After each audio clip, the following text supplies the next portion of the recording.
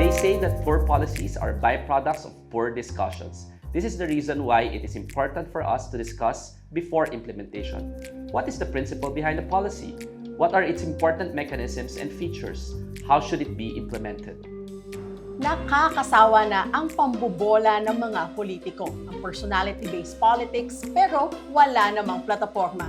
Yung mga proyekto na hindi batay sa datos at pag-aaral, mga bulok na polisiya na hindi hinimay ng maayos. Hello, I am Dino Singson de Leon. And I am Jermaine Halandoni de Rumi. And this is Let's Talk Policy.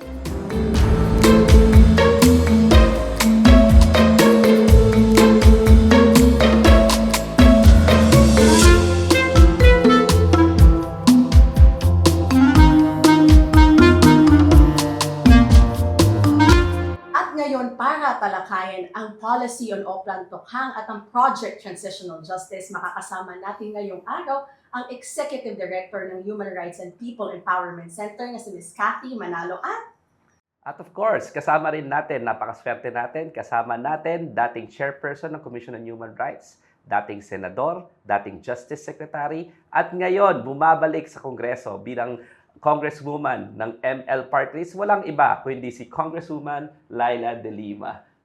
Ano nga ba yung numero, no? Ilan nga ba? Ilan nga ba yung namatay sila ng war on drugs? Actually, the data vary, no, based on our research and of course based on a lot of sources. Iba-iba yung data dahil sa dami ng pinatay, we all lost track. No? According to Human Rights Watch, in a 2018 data, 27,931 already. According to CHR Chairperson Gascon, around 27,000. Even in the data of the Philippine National Police, it's 22,983. Ito yung tawag din ng June 2018 figures.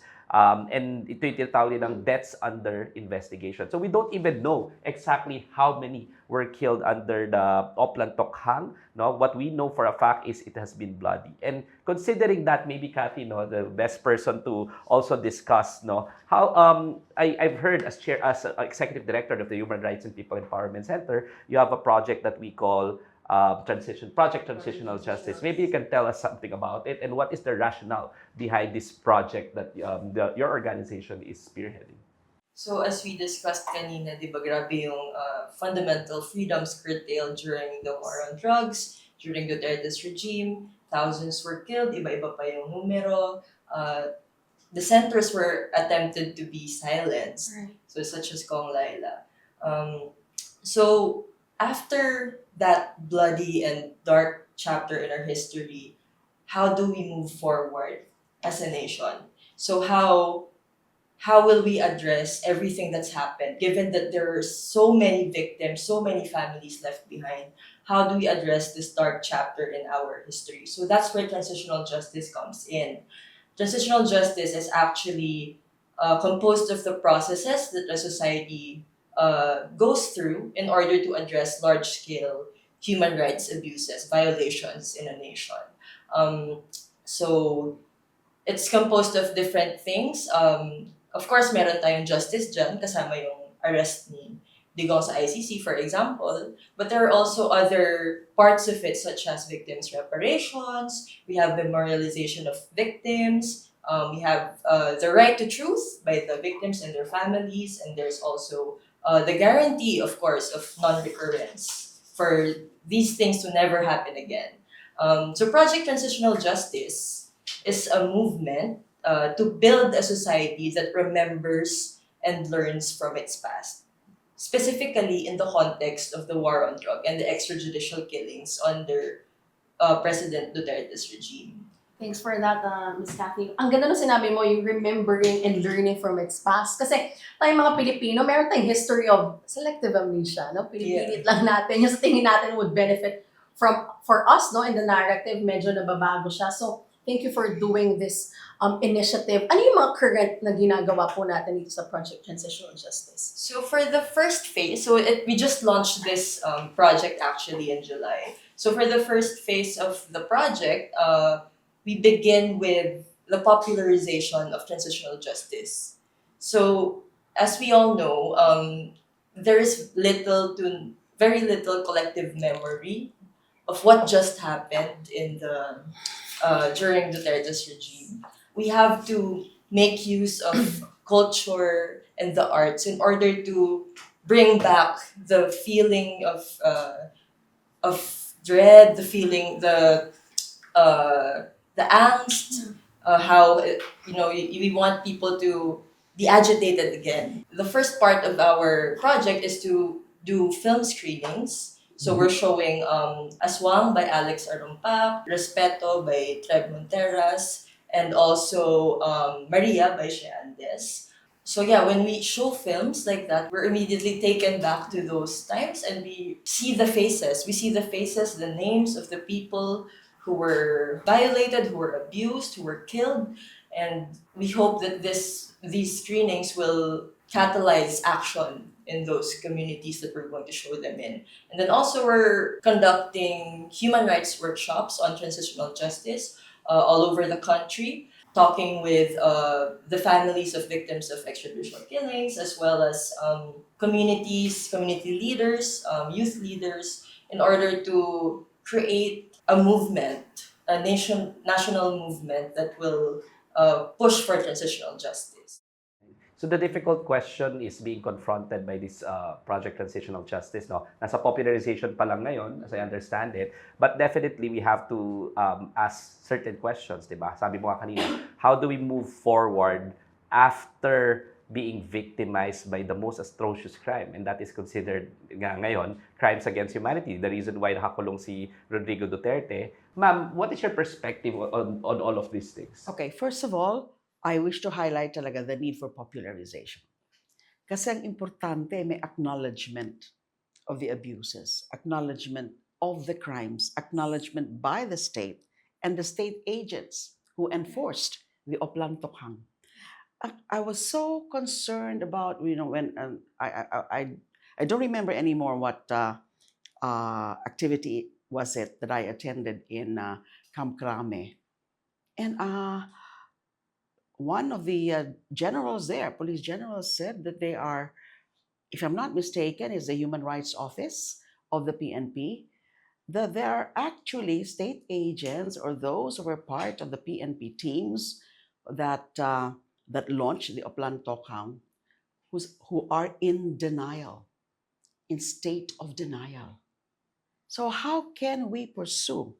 Kasi nga, unang-una, truth-telling, pinaka-importanting element ng, isa sa mga pinaka-importanting element ng transitional justice, although all the elements are actually important. Truth-telling, accountability, reparations, and memorialization. Diba? Doon pa lang tayo sa truth-telling.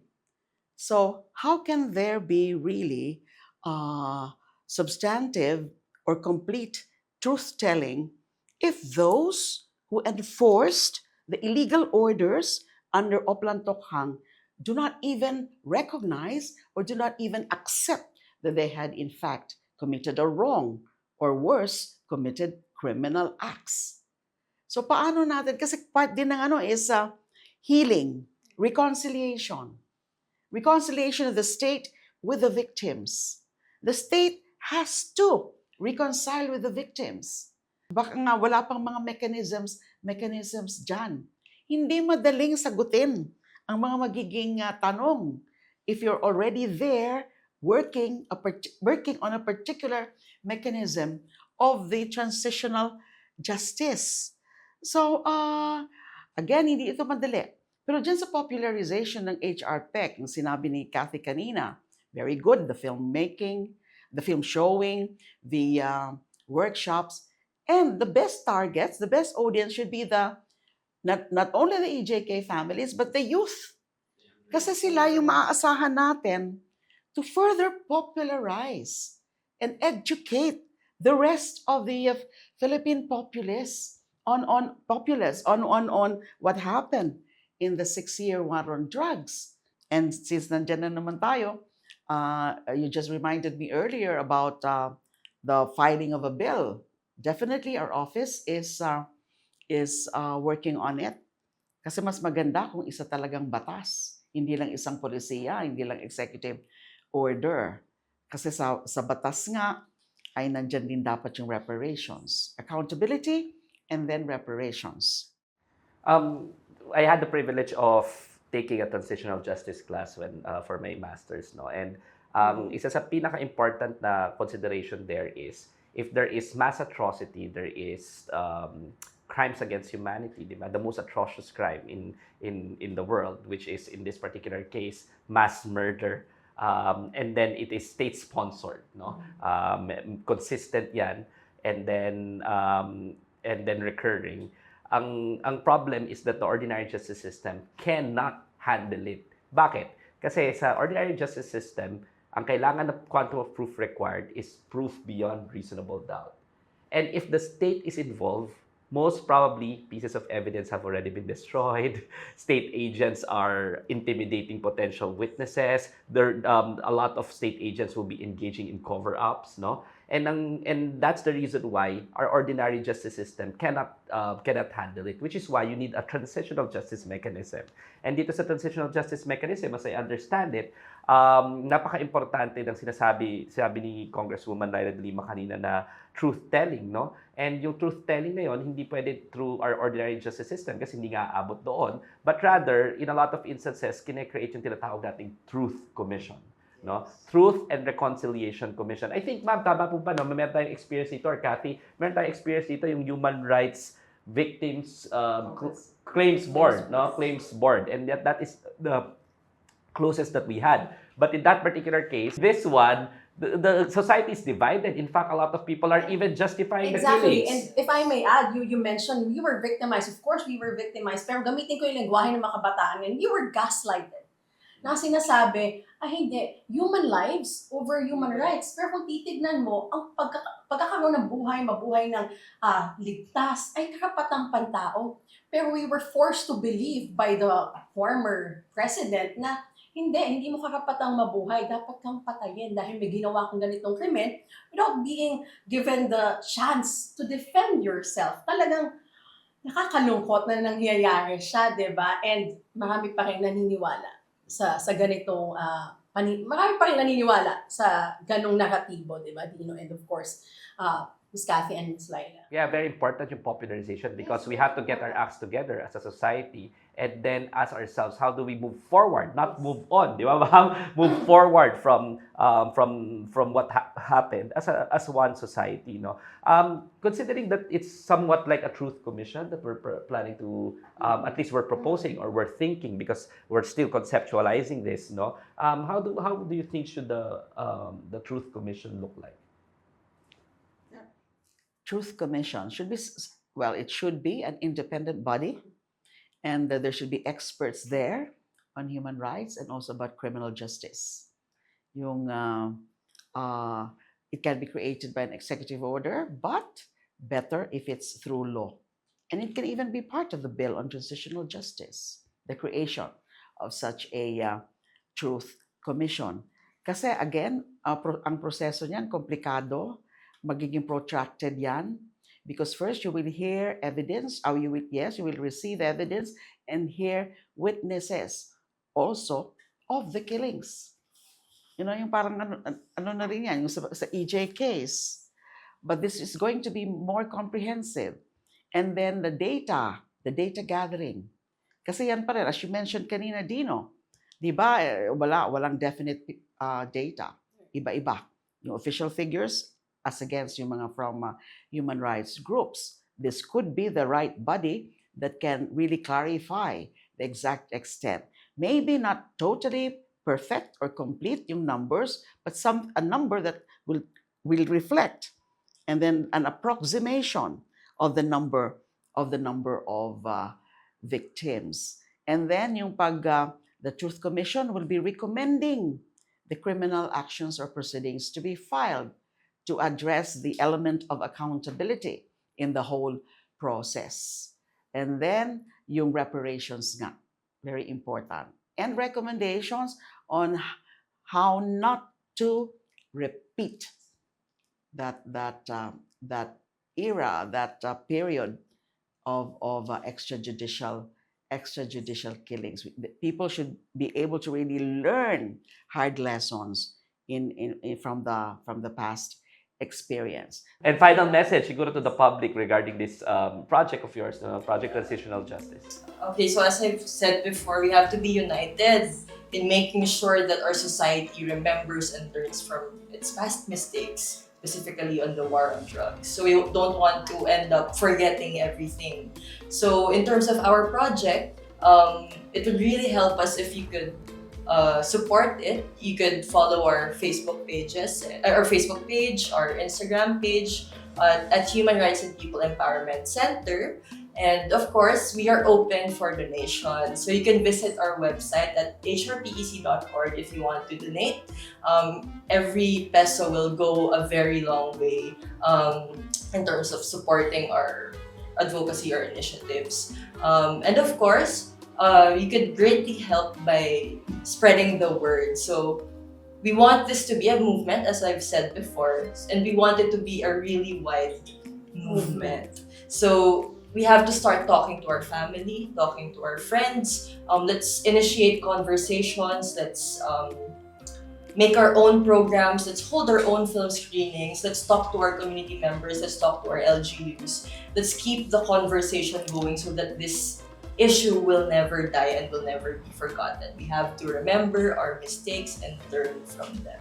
We're crafting a bill on this, a transitional justice bill. In the meantime, kailangan mag-build tayo ng deep awareness about how important the Transitional Justice Project is. We have to support the initiatives and the programs and activities of HR PEC, yung mga dinitalya kanina ni Kathy. And I'm sure ang mga kabataan, we will be able to entice them because it is actually for their future in the sense that history does not repeat itself. The history of atrocities, the history of grave human rights violations and abuses would not happen again in your generation and the other generations to come. Thank you, Ma'am Leila, Congresswoman Leila, and of course, Ms. Kathy Manang for joining us at mapag-usapan itong napakahalagang usapin natin ngayong umaga. Thank you so much po for joining. And with that, this is Dino Singson de Leon. And this has been Jermaine Halandoni de Runia. This is Let's Talk Policy.